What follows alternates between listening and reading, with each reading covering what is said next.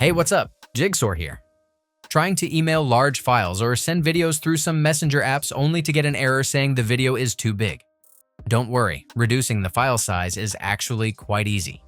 In this video, I will show you the easiest way to do this on your Windows or Mac computer without losing the original quality of your videos. Let's go.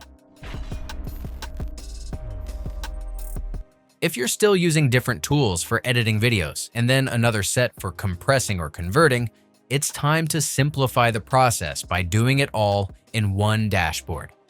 Personally, I really like using this tool because it's an all-in-one video and audio toolkit. It can convert various media formats, reduce file sizes without losing the original quality, and even has some AI features like speech-to-text or vocal remover. Want to know more? Well, you can click on my link below to download the software and get a special new user discount.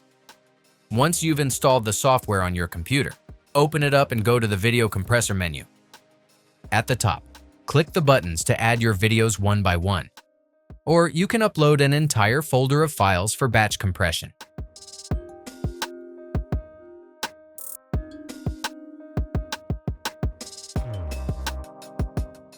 The next thing you need to do is set up the compression options to get the best results.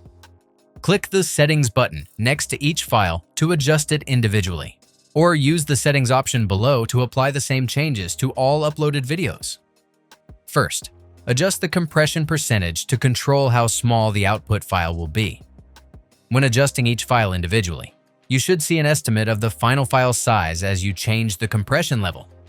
By default, the compressed video will have the same file format as the original, but feel free to select a different type, like MP4, AVI, MOV, or others if you need. Make sure the quality option is set to high to keep your video looking as good as the original even after it's been compressed.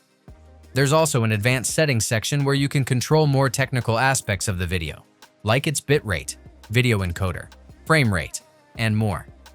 But if the default settings work for you, you can just leave them as they are. After you've made your changes, click Save, followed by Compress to begin the process. Keep in mind that this can take a while, especially if you're compressing a lot of videos or very large files.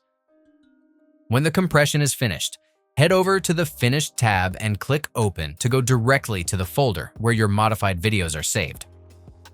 Alright, let's see if the program really kept the original video quality after compressing it as promised. For comparison, the original video file was 30.8 megabytes in size and it played really nice and clear in HD. Meanwhile, the compressed version is now down to just 4.35 megabytes, yet the quality is still just as good as the original. That's it. If I could help you, feel free to give this video a thumbs up and don't forget to subscribe. If you have any questions about the video or want me to create a tutorial about another topic, leave a comment below. See you next time. Bye.